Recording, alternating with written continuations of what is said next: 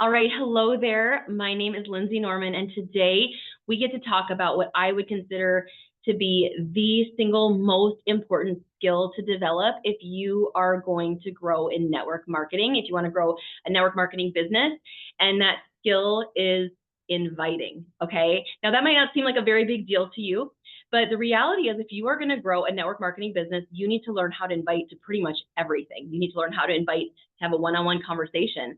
You need to learn to invite to a class or perhaps an opportunity event. Maybe it's to a customer appreciation event. So really inviting is the core of your business in terms of the skills that you need to really see success and really to get responses from people. So what I'm going to teach you today is our two-step invite process. Now, I will tell you that for the last 2 decades or so, what's been very common in sales is that you have like what we call a presumptive sales approach, which means you already treat people as if they're saying yes or as if they're interested in what you have. Now, I don't know about you. I don't know if you've been on the receiving end of messages like that, but I really don't like them. They don't build trust with me as the customer or potential customer or potential team member. They don't feel good to me. So I would say a text or a message like that could look like, hey, Susie, I am going to be launching my business, and I know you would just love what I have to share with you. These are the dates of my launch event. Which one works for you? And if you're like me, if I were to receive a message like that, one, I would probably ghost you because I'm like, yeah, one, it looks generic. And you're also assuming I'm saying yes to you, which I'm not. So there's just so many things that I'm like, oh, that is a hard no for me. Not even because I'm interested or not interested in what you have. It was the way you treated me in that invite. So inviting is all about building loyalty, building trust, and building the relationship. Those 3 things: building loyalty, building trust, and building the relationship. So key. And if you learn how to invite well, you can actually do more in your business with fewer people. And you don't have to worry about, well, if they all say no to me or they just ghost me, I'm going to go find more. That is certainly an approach. You can do that. But what if you actually could learn how to master the skill of inviting so that somebody felt like they trusted you, like you built a relationship with them, and like they wanted to be loyal to you, okay? So that's what I want to teach you today. Now, the invite process that I share and that I coach my team to is called the 2-step invite process. And the first step is personal, it's individual, it is not copy and pasted. And the way I like to view that text or that message or that conversation, if I'm going to have it in person, or if I'm going to send a message, or if I'm going to use voice message on maybe Messenger or something like that, is I treat that conversation as if I'm literally face-to-face with that person and having coffee with them. So the relationship is of utmost importance in step 1, okay? The other thing that I keep in mind is the content that I put in step 1 in that initial message is based on some kind of relationship or interaction that we've had previously. So I'm in the health and wellness world. So one of the things that I would do, let's say I'm planning for a launch, and I'm trying to invite some people to my launch classes. So what I would do is I would say, hey, Mary, a couple of months ago, you and I connected on your husband's diabetes. And I know that that's something that has impacted both him and your family. I'm just starting to do classes on health and wellness. And there's some things in that class that I actually think might be very beneficial to you and your husband. Are you open to getting the details to potentially come to those classes? And so that, did you notice I drew upon a conversation that we've already had or relationship that we've already established? Like I pulled in things that we had in common. I also positioned it in a way that shows that I'm trying to bring value to her life. I'm not looking at this as how can you show up for me so that I can build my business?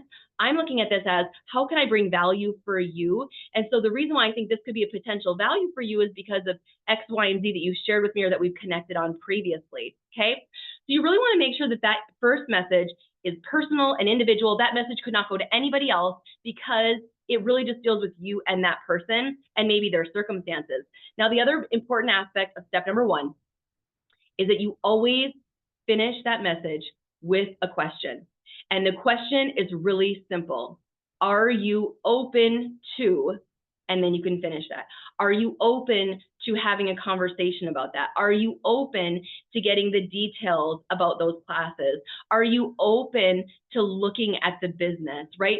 So all you're doing is asking for openness. It's very permission granting. All right. So I love that anytime somebody sends something to me and they say, hey, Lindsay, I know that your youngest has dealt with allergies. I know that in general, you try to use products that work with the body.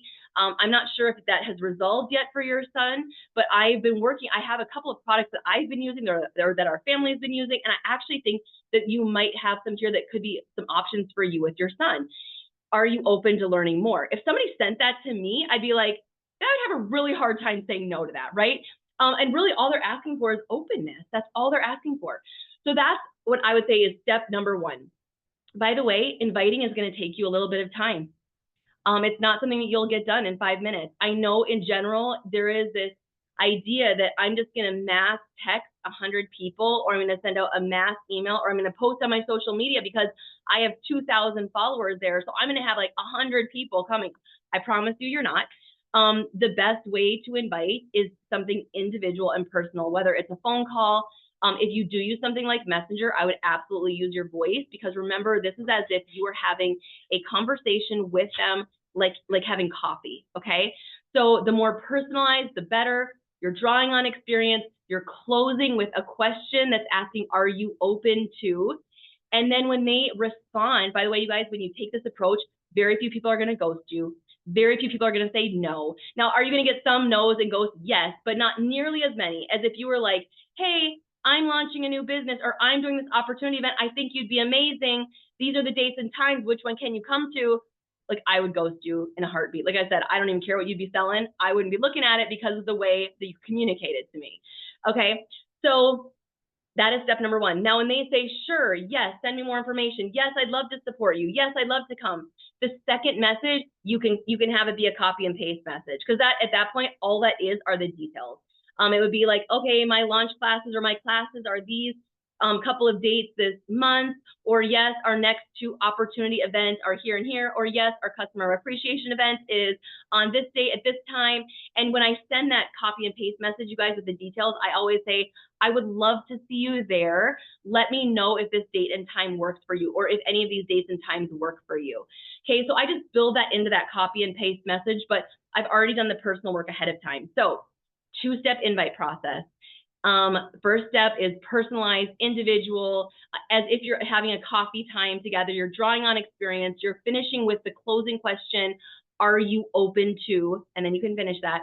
The second one is once they've said yes, or I'm interested, you can send them the dates, you can copy, or whatever it is, the details, you can copy and paste that. So inviting takes time, as I mentioned. And so I think it's really good to train your brain right away that when you sit down to invite, maybe only sit down and invite between 5 and 10 people at a time, because I don't know about you, but if I'm thinking about sitting in front of this person and thinking about what do we have in common, how can I really bring value to them, I can't sit down and do 20, 30, 40, 50 in 10 minutes. It takes time, but just know that time that you are taking to invite well will build loyalty, trust, and relationship. And those are the things that will not only care about and care for these potential customers and builders, but also that's going to be helping you build your business as well. So I hope you learned something today. I hope you took some notes. Hope we can retrain your brain a little bit on how you invite. And I hope that you see massive and wild success because you are inviting well.